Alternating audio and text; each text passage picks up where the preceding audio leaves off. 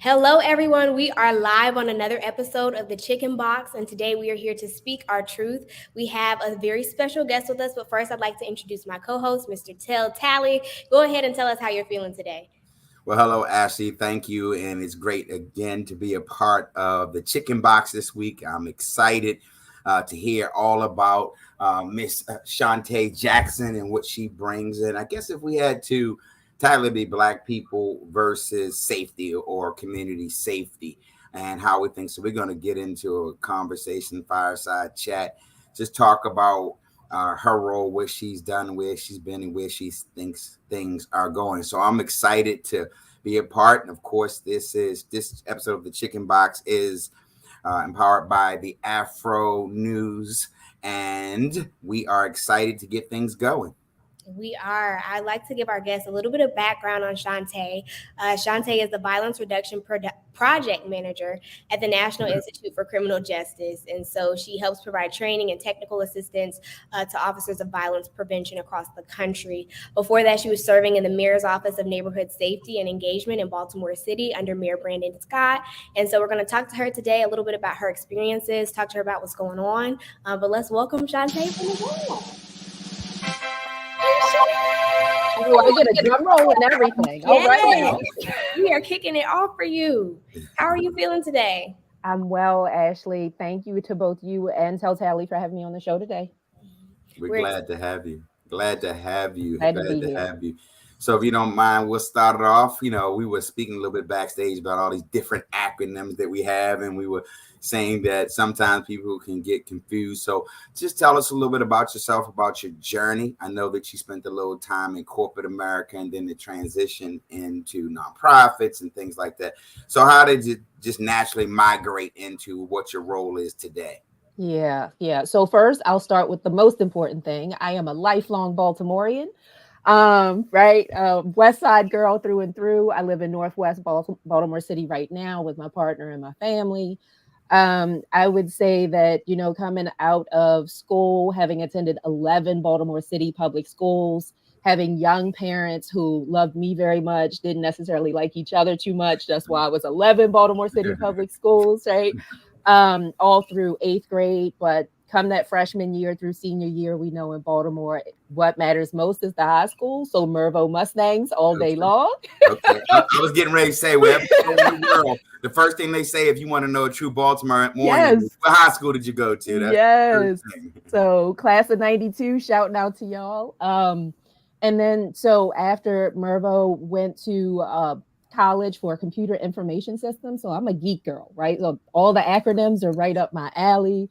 I would say started my career in the technology space, working for both T. Rowe Price and ultimately Brown Advisory, which are Baltimore City financial institutions for almost 20 years in the IT space. Very much a geek girl.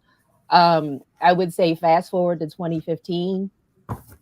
Even though I thought that I was giving back a lot to my community by way of service and by way of, charitable contributions, the death of Freddie Gray in police custody hit me, and it hit me really hard. Like, he lived and died where I grew up.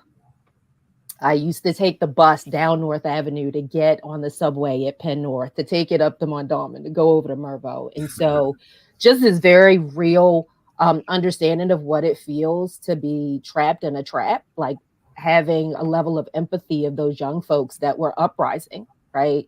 And the beauty that an uprising has the potential to create, right? Changing the system, making sure that our voices are being heard. That was the catalyst. I went into my boss not long after that and said, I need to leave. And I don't have a job lined up, but I need to just go and do stuff around our city. I need to do more. 45 days after I left, I became the executive director at the Baltimore Community Mediation Center, which is rooted in, peaceful conflict transformation. How do we not fight in these streets when we disagree with each other? How do we actually talk to, listen to, respect each other? And that also involved like establishing police and community mediation. So if you feel disrespected or mishandled by a police officer, what should that look like? So partnering with the Office of Civil Rights and Wage Enforcement. That came through that grassroots work. A whole host of things came. Fast forward really quickly, that led to me being selected as the consent decree community engagement liaison for the Baltimore Police Department. Not a job that I applied for. The mediation center wasn't even a job I applied for, right? And fast forward into where I am today, Mayor Scott asked me to join his transition team when he got, voted into office back at the end of 2020. And shortly thereafter, he asked me to be the director of what was then the mayor's office of criminal justice. And I was like, yeah, no, thanks. Because the criminal justice system's not really just. And in a majority Black city, what you call a thing is important. So let's talk about what we really want to do here.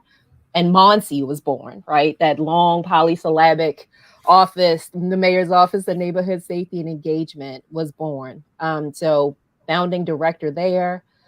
Happy to talk more about the work that happens in Monsi, but so that I'm not taking up all the airtime here, I will say left that office in June of this year, and I'm now with the National Institute for Criminal Justice Reform, helping cities and states across the country that want to stand up these same sorts of offices do just that in ways that bring community into the problem solving of public safety so that we don't just keep throwing Black people in jail. Wow. Wow, that was a lot and a great resume. And it seems like that you've moved, which is outstanding, with purpose. And which is commendable. In terms of understanding that as you go, you've created positions, right, based upon, it seems, the needs or what you found out. So it must be, very rewarding to do that. But I wanted to start off and talk a little bit about, I guess I like to start off with a baseline or definition, right? Because I'm kind of reading Rich Paul's book, and he talks about neighborhoods and how he grew up, and talks about safety and the difference in the safety where you feel safe in some neighborhoods, meaning, you have the different people that maybe were the drug dealers and the this, and who carried the guns and who did what.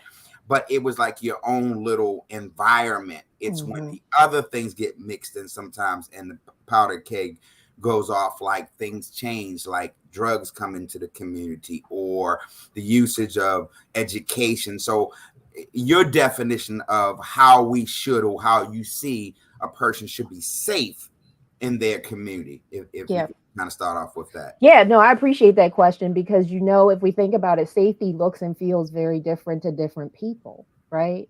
I can tell you that the elder across the alley from me felt unsafe because his recycling bin was stolen. That doesn't necessarily translate into a safety issue for a young person that lives in my neighborhood. At the end of the day, though, safety, in my opinion, is rooted in my well-being, my physical, intellectual, emotional, spiritual well-being. Do I feel that I can psychologically and physically be safe in any place that I choose to be in, right? And so when we talk about neighborhoods in Baltimore City, we got almost 300 neighborhoods in this city, right? And we know that you could just walk 6 blocks and be in a different neighborhood and have a totally different feel and a different vibe. The true definition of safety is a really personal one, and I believe that local jurisdictions, mayor's offices, governor's offices, and obviously the president have responsibility to ensure, as much as they are able to, that every single person in this country has a strong sense of well-being, or at least contributing to that sense of well-being. And I so agree. I feel like, as a young person, like you said, living in a large city is so different for every single one of us, especially people, moving here and experiencing environments and communities like this for the first time. But I did want to say and follow up on what Mr. Craig said, is that the fact that you were chosen, I saw that throughout your conversation through multiple positions that you had. But I specifically want to go back to the one at the Mayor's Office of Neighborhood Safety and Engagement, because it says in that role that you addressed violence as an issue of public health. So what does that really mean, and how can you connect those two things for us? No, I appreciate that question, Ashley, because public safety truly is a public health issue, right? And while we've had some folks in the background saying this for decades now, I think that we actually especially since the pandemic, have seen a serious light be shown on that. That's demonstrated by the fact that like there are offices like Monty all across the country. Monty isn't the first office. The first one went back to 1994. But since Monty was created, since Brandon Scott created Monty, more than 50 new offices have been established. And so more than 100% increase just since the pandemic. When we think about the responsibility of public safety through the lens of public health, we're talking about those social determinants of health. Do people have the resources that they need? Right? What does the housing stock look like? We've seen a lot of work happening here in Baltimore City associated that with that. We've got record low in our vacancy rates now, right? There used to be well over 15,000 vacants in the city, the vast majority of them in West Baltimore, where I grew up. Imagine being a young person and having to walk past vacants, right? Gun violence, access to the internet, like the social determinants of health, and making sure that folks have just their basic needs met are what a public safety approach through public health is rooted in. There's no way that we're going to get to anybody's higher selves, their well-being until we fix those problems. Absolutely. And you know, sometimes they say in everything that you do, and that's great that Mayor Scott started and see it. So I have maybe a 2-question part. The first is, and I guess you did you identify any patterns from Baltimore versus any other city, Chicago? Of course, you talked about the housing, education, internet, and things like that.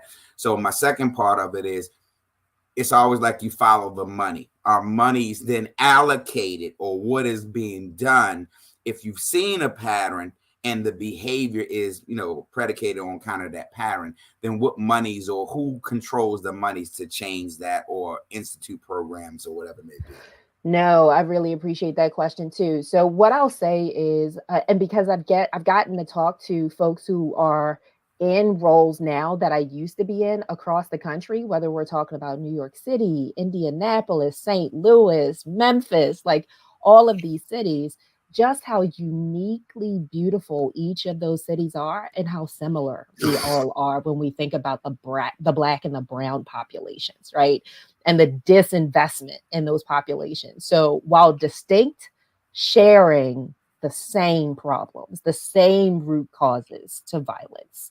And as I mentioned before, getting to this place now where folks are really understanding that you got to make sure that you aren't only intervening in violence in the moment, right? Because we've got to reduce gun violence in the near term, but we've also got to go upstream. We have this analogy all the time about watching the kids drowning versus going upstream to make sure we build a gate or to tell them not to go in the water to begin with.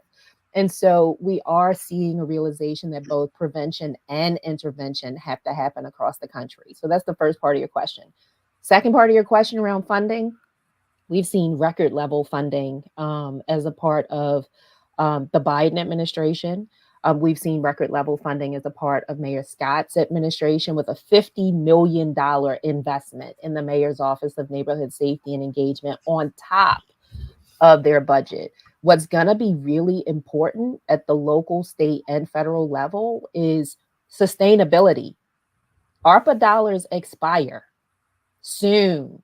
And so we've got to start building that infrastructure into general fund budgets, making reallocations where it makes sense, and being really thoughtful about what that looks like over time. At the end of the day, I get asked a lot, how do we make sure this stuff doesn't go away regardless of who the mayor is, or regardless of who the governor is, or regardless of who the president is?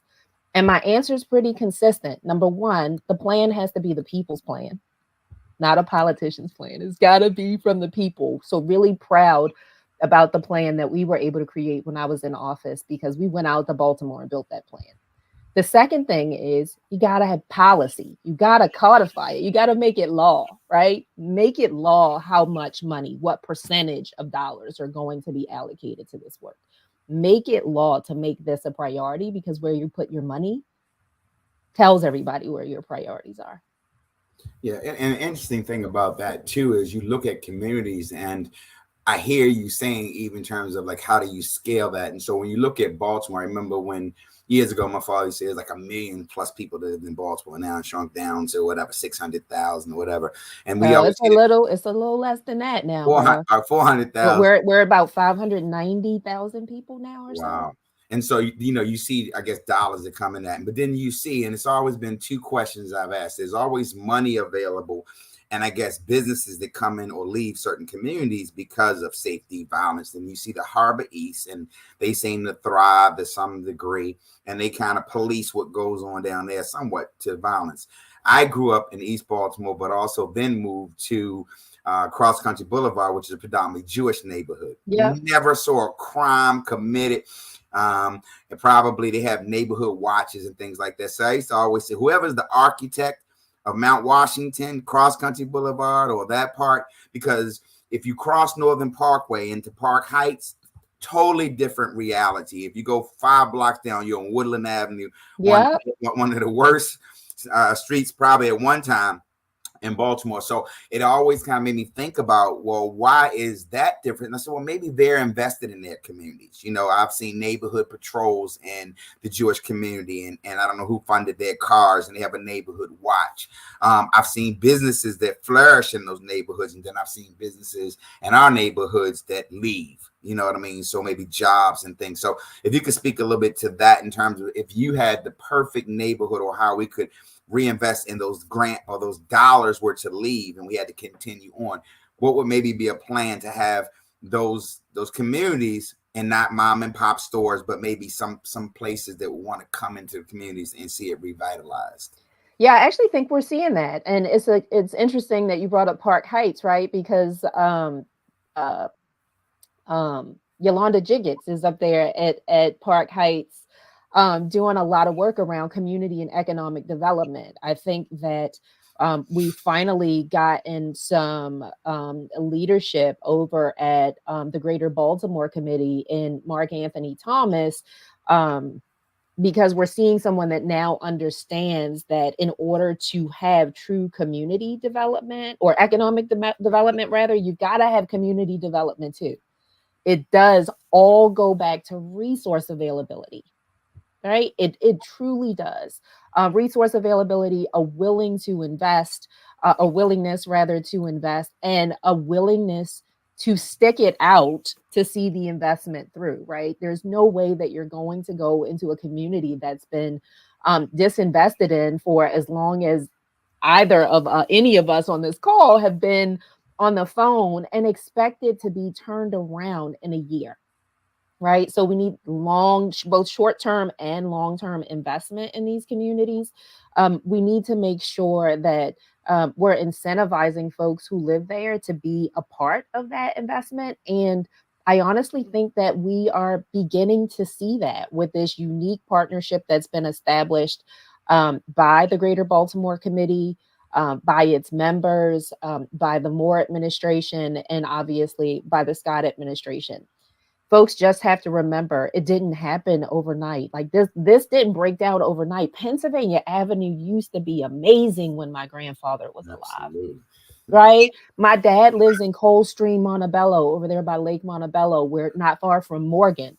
And while that's one of our nicer Black communities and is getting better, right, with the renovation of Northwood, and we're seeing Black businesses go in there, that's just the beginning, right? But we do have to have that level of interest and investment keep being supported.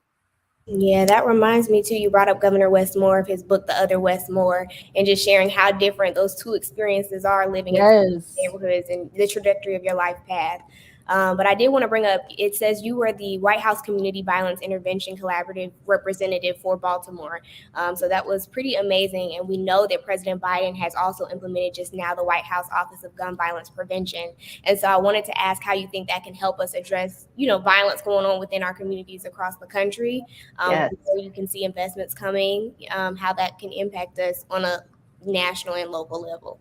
Yes, so I cannot tell y'all how excited I am to actually have and while I witnessed it on television, because I was actually visiting another city, to see him stand up, the first ever Office of Gun Violence Prevention, in fact, getting on a call with them at 1 o'clock with offices of violence prevention and neighborhood safety and engagement from across the country, right?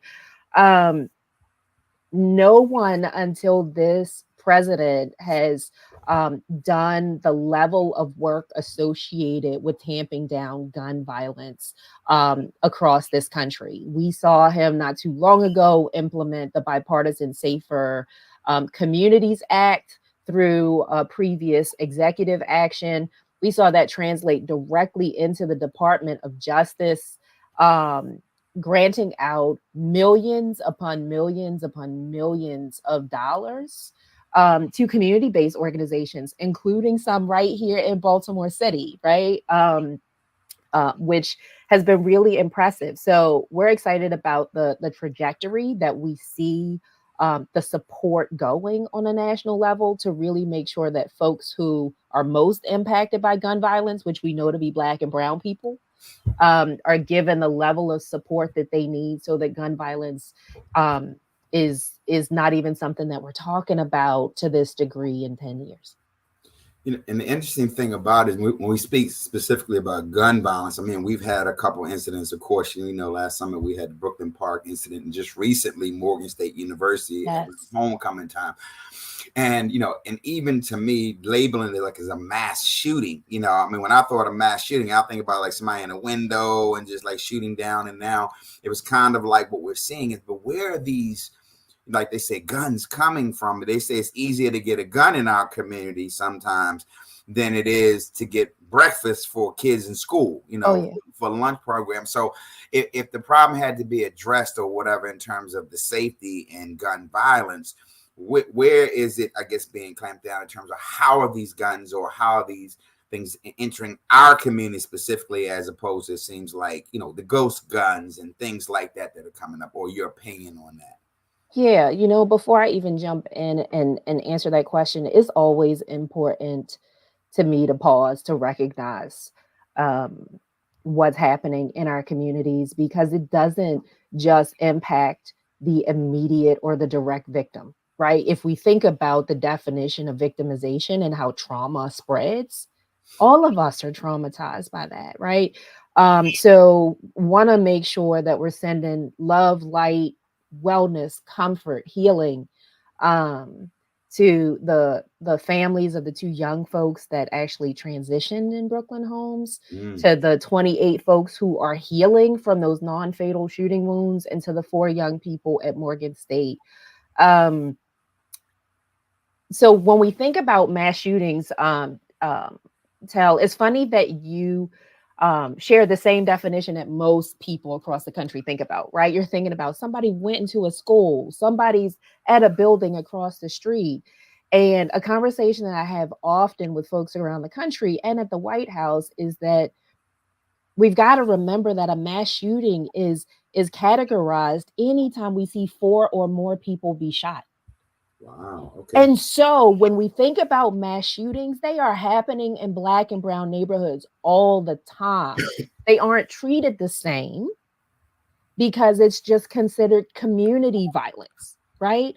So we've got to start to rethink, reimagine what the management of these sorts of crises, repeated crises, are across the country. Now, when you ask about guns, and we think about Baltimore and we think about Maryland, Maryland has one of the strictest like set of gun laws on the books, right? And we've seen Governor Moore make them even tighter, right? We don't have a gun shop, a place where you can go buy bullets and that sort of stuff in Baltimore City. I mean, the two closest places that I'm familiar with are in Timonium and Arundel Mills, right? And so we know that the vast majority of guns making their way into our city are coming from other states. They are being sold by folks who are making large purchases of guns and then doing what's called straw purchasing, right? Where you're buying a boatload of guns and then taking them to with the intention to sell them illegally. The other guns that we're seeing come into play are ghost guns. Those are the ones where it doesn't even matter how old you are. You could go on to Amazon and order the parts right now. As long as you got a credit card to pay for it, like anybody could put a ghost gun together. You just buy the parts, right? One of the reasons why it was really important for the mayor and mayors across the country to sue Polymer, who is a ghost gun manufacturer, to say, we aren't taking this anymore. You're destroying the potential of our young people, um, in intentionally creating weapons. Um, and so I would say that we've got to continue to do the work at the local, national, and federal level to make sure that we're tamping down the access to guns in ways that also protect Second Amendment rights. Well, in case you're just joining us, and actually, I know I just want to give the plug that you're joining us, and we're talking about Black people versus public safety and engagement and communities and resources with Ms. Shantay Jackson. This has been an outstanding conversation. So again, this is powered by the Afro-American newspaper, and we ask that you support the Afro for just $100. You can get the digital copy of the paper or replicate it, as well as the print copy. If you don't want both, you can give one to your parent, and you can keep the digital copy for all of you people that are Gen Zs who maybe like digital copies a lot more, and then you can give to our baby boomers the copy. So we'll continue. Ashley, I think you had a question that you wanted to ask, but I wanted to give that that little infomercial. I'm a lot older than Gen Zs, but I only like digital copies myself. So, Is that right? but Okay. yes, Right. let's not make that an age. Yeah, I don't want to stereotype, put that out there. All right, forgive me. All right. Okay. No, yeah, e-reading is it. It's the new thing. I love it. Anywhere you are, you can take it with you. But I definitely wanted to just talk about what you were saying about, bullets and the fact that they don't have a name on them, and the fact that this is, heavily impacting our children, the next generation that's rising up. So I just wanted to ask what you have to share with parents or people who might have experienced mass shootings as a family, how to, move on and move forward after that. So many students went home after, the Morgan State shooting and, other situations like that. So, because words are important to me, I am going to start with don't move on. Stay in the feelings that you need to process for as long as you need to process them. Don't attempt to rush a healing process, right? That's the first thing that I'm going to say. And keep in mind that there will be things and times that activate you unexpectedly, right? Remember that, Black people birthed this world. So remember that, and that we are highly capable of healing ourselves and being the co-facilitators of each other's healing. So show up for each other. I was really grateful to see that the mayor's office of neighborhood safety, because the Brooklyn home shooting literally happened 2 days after my last day. So really happy to see that the first set of resources that they mobilized were mental health resources, right? Really happy to see community and family continuing to rally around those folks. So the big media is gone, Baltimore media is gone from Brooklyn Homes, and we're still seeing the mayor's office of neighborhood safety and engagement down there almost every day with resources, reaching out to young people, but also reaching out to elders. You've also got the mayor's office of children and family success, because now that these young folks have been either victimized or gun violence adjacent, they're considered high risk individuals, and so they are getting the level of social work management that they need and case management that they need. On the Morgan State side, really happy to see folks from all over the city, including elected officials, rallying around those young folks, even just like going over to the school to give people hugs as they walked through the campus. That the that the Dr. Wilson has been really thoughtful about what creating safety for the students can look like in ways that don't have them feeling caged in, but feeling protected, right?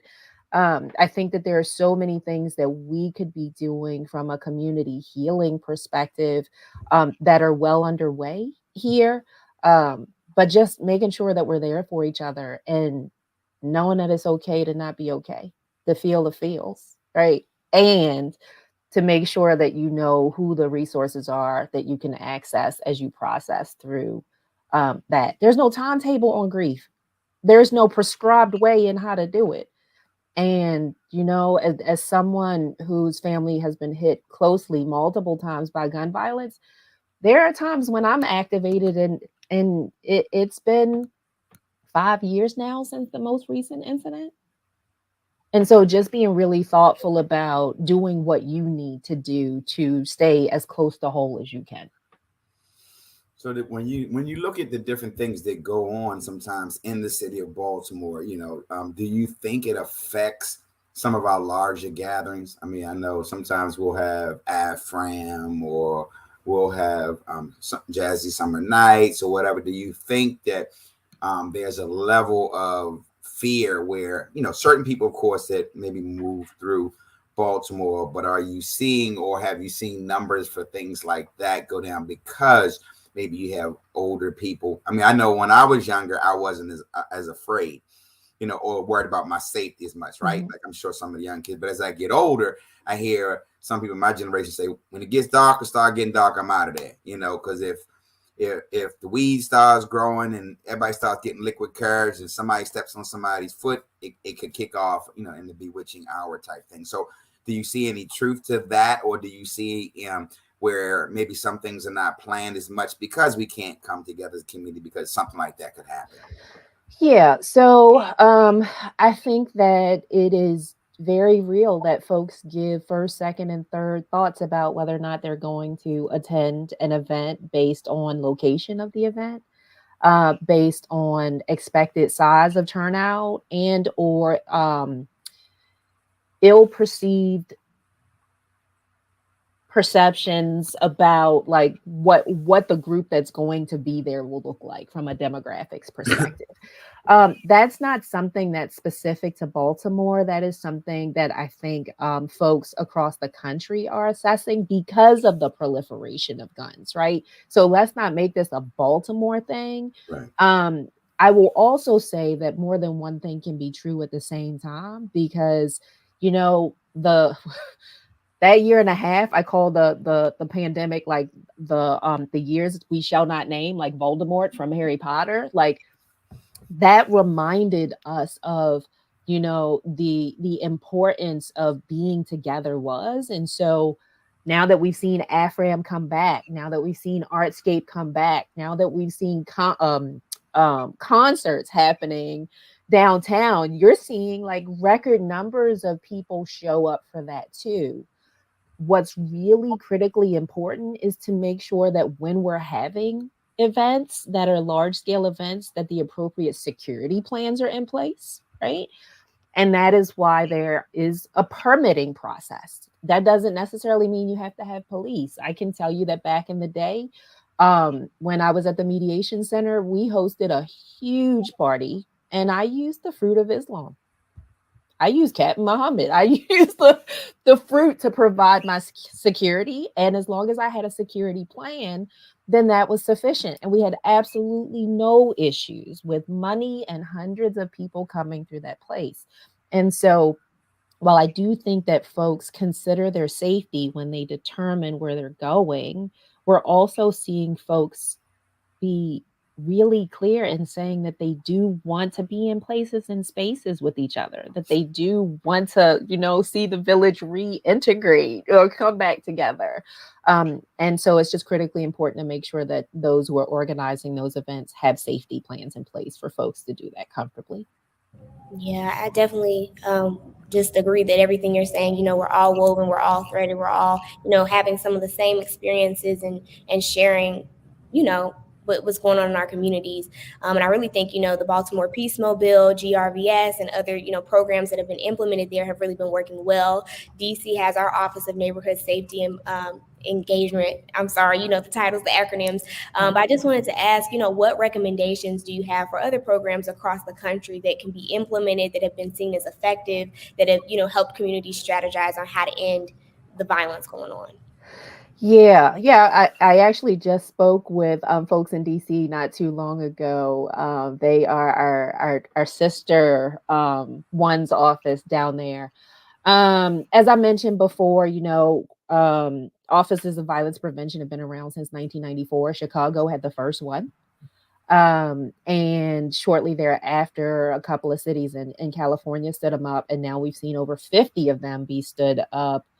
Um, since then, with the vast majority of those being stood up after Brandon Scott stood up his. So I want to say this man was an innovator, right? He's one of the innovators. Um,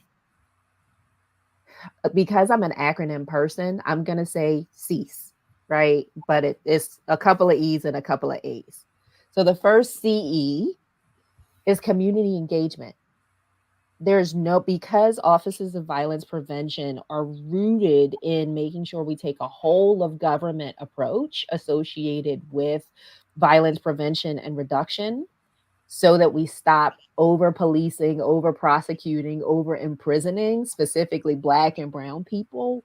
Community engagement has to start that whole process, right? You got to bring the impacted people to the table. We talk about representation all the time. Got to have representation in the room. And it's not just to say they're in the room, it is to hear their voice and to make sure that the plan that you've created is theirs. The next E and A are education and awareness. So after you build the plan, make sure you're doing all of the right communications, public relations. Like, there are many folks in Baltimore City that are still confused about what Safe Streets is and what Safe Streets isn't, right? We need the appropriate level of education and awareness associated with the work. And then the final S and the E there, sustainability. Make sure that you've got a mayor, a council, somebody that's going to help you sustain that work through funding and policy. And that E, evaluation. Make sure you're bringing in external evaluation partners to validate your work, because then people can't say, yeah, you think you're doing a good job, but nobody else said you were doing a good job, right? And so partnering with academic experts to come in to evaluate what you're doing and being ready to make changes if something isn't working. So all of those pieces, that big acronym for me, is the what, the how, and how you make sure it doesn't stop, that we keep doing this work until gun violence is no longer a disease in our communities. Yeah, that definitely reminds me of what Mr. Craig says, as far as, somebody stepping on your shoe, you turn around and get upset. I think that's definitely coming from people being institutionalized and coming back into the streets and, not really having a welcoming experience. And so I just wanted to hit on that. You mentioned that people being over prosecuted, over criminalized. What can we do as just regular citizens to make sure people feel supported when they come back and re-enter? Yes, thank you for the question about reentry. The other thing that I'll say, though, that you just mentioned, Ashley, stepping on somebody's foot, bumping on somebody, the liquid carriage thing, that's not just about folks who have been system involved, right? It's a multi-generational thing, right? How are we having conversations at home about how to handle conflict? Do we see conflict inherently as negative? See, because I'm a geek and I don't. I think conflict is about the energy that you bring to it.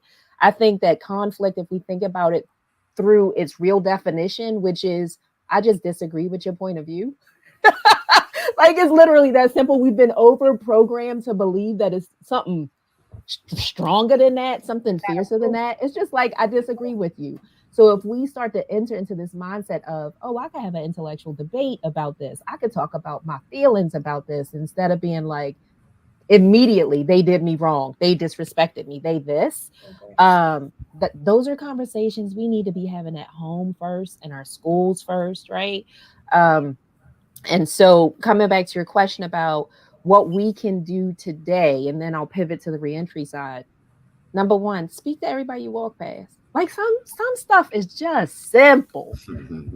I know, like a lot of folks are like, "Are you from here?" Because I literally speak to everybody I walk past. Even if I'm walking with somebody and I have a conversation, I have to let them know I'm probably gonna get on your nerves because I'm gonna speak to everybody that I walk past. Like, I see you. You're saying I see you because I'm from the I South. We do that there. so Yeah. I see you. I don't know what's going on with you, but I want you to know that somebody cares how you're doing because I don't just say hi. I say, "How are you?" Sometimes people say fine. Sometimes people don't speak at all because I think they're in shock. Like, what? And sometimes people will stop and be like, "Do you really want to know?" Mm-hmm. Yes, I really want to know. That's why I asked you. So let's talk about it. Let's pause. So that's one of the very first things that we could do. Another thing that we could, and that goes back to your neighbors, right? Do you know everybody's name on your block? Mm-hmm. You know everybody's name on your block. Like start in your house, then move out to your block, then move out to your neighborhood. Like, does everybody on your block know your name? Do you know everybody's name? Are you speaking to other people's children, right? Are you developing those relationships in your neighborhood that trickle out into like relationships in the city? Um, I would say give people the benefit of the doubt. Just because somebody's giving you red, angry energy doesn't mean you got to match their energy, right? Like, I hate that saying. I hate that saying. How about you don't match somebody else's energy? How about you let your energy, your healthy, positive, light, be the energy that you walk around with all the time? Right. And so you don't have to match somebody's energy. Lead with curiosity, right? Ask questions, don't make assumptions, right? A lot of times people go off on somebody and you're the instinctive response is to match the energy or to say, "What's your problem?" It could be a totally different question. "I'm sorry, it looks like you're having a bad day. Is there something I can do to help?" Right. With regard to returning citizens, our local businesses need to be giving more folks a shot that are returning, Mm-hmm. right? I am really proud of a program that I stood up at the mayor's office of neighborhood safety and engagement called Returning Citizens Behind the Wall, where anybody who's 18 months or closer to being released can potentially qualify to make $15 an hour, Mm-hmm. like under the supervision of a CO, like working to clean and green neighborhoods. But we're also preparing them by creating safe return home plans. Like, who do you need to reconcile with? Do you know who you going home with that first day you get released? Those first 48 hours are extremely critical. So businesses making sure that like you're thinking through what your human resource policies are. Is a job that you have, does it really require that somebody doesn't have a criminal background? Are you selecting people out or are you selecting people in? Right. So those are just a couple of things that we really could be thinking about from a community perspective, because the unfortunate reality in Baltimore City is that returning citizens are more likely in their first 3 years to either be shot non-fatally, fatally, or back in jail. So we need to be doing more for them. Really excited about the fact that we just stood up the first ever office of returning citizens in the Mayor Scott administration, right? That was in partnership with Councilman James Torrance. So yeah, I think that those are just a few things. So let me ask you, what can, when we talk about community, I always believe the community starts at home.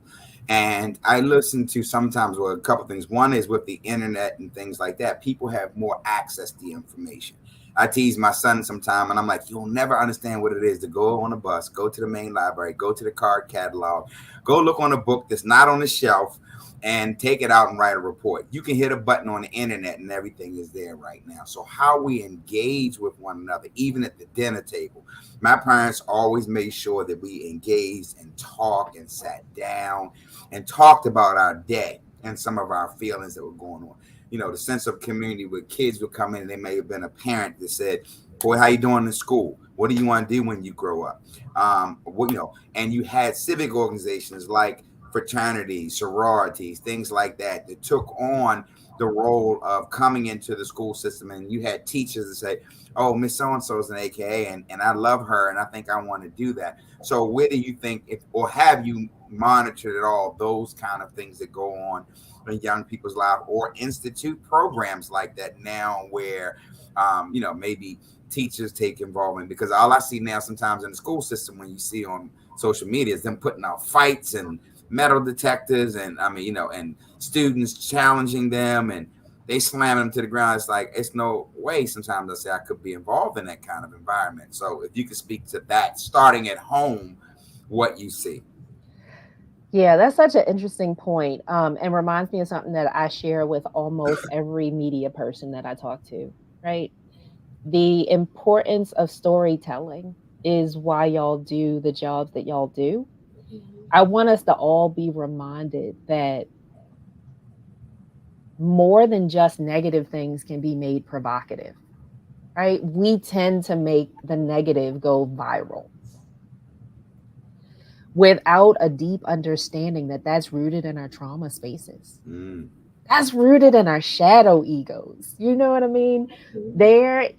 We are completely able to, we've got to be willing to shine light and make things go viral, despite the definition of virility, that are positive, Yeah. right? That are positive. There are teacher as a the former chair of the parent and community advisory board for Baltimore City, as someone who's facilitated many conversations for students and for parents and for the school board and for the superintendent. There's so much beautiful work going on in Baltimore City schools. We do have um, folks who are doing restorative work with young people every day, who are allowing young people to show up as their whole selves every day. And to your point about home, I think a couple of things to keep in mind is that because we live in an inner, like a multi-generational cycle, like right, or system. On my dad's side, there are four generations of us, right? The third Sunday of every month, we do what I call the 4G breakfast, the four generation breakfast. We go to the same restaurant in Baltimore City as my dad, as me, as my kids, and as my grandkids, right? Once a month, just to like hang out and talk and eat and do all that sort of stuff. But that's because I realized that each of our generations has a different type of communication style and communication need. So, yes, I hear you loud and clear about making sure that we're checking in on each other, that we're doing it regularly, that we're disconnecting from social to connect in real life, is what I call it. And at the same time, we've also got to honor the way communication happens now for our young people, right? So while that is going on once a month, and I talk to my dad pretty regularly, and I talk to my kids dang near every day, and my grandkids every day, um, we also have a group chat, because that's how the younger generation prefers to talk to me, right? And I'm usually the one serving as the bridge, as the Xer here. But it opens up communication in ways where we're sending jokes, where we're just checking on each other. And what I have found personally is that that's resulted in my children and my grandchildren being willing to talk to me about anything. I think that the other point that I'll make here is that it is my personal belief that you've got to make it okay for your kids to talk to you about everything. Everything, right? No sacred cows. My dad did that for me. I'm his only child. I'm a daughter who knew that it would be okay to talk to him about girl things. But it is. And so just by making sure that your kids feel like you're a safe space for everything. So fix your face when they talk to you, even if it shocks you, right? Because then they won't come back. And just being ready for that. Because our kids today are facing things that we never could have imagined. Yeah, social media makes it just that much more real. But I feel like, being able to have someone to call and ask for wisdom, ask for advice saves you so much trouble. But I feel like, like you said, most adults don't have that open door policy where they're able to come and ask those questions about, what they need.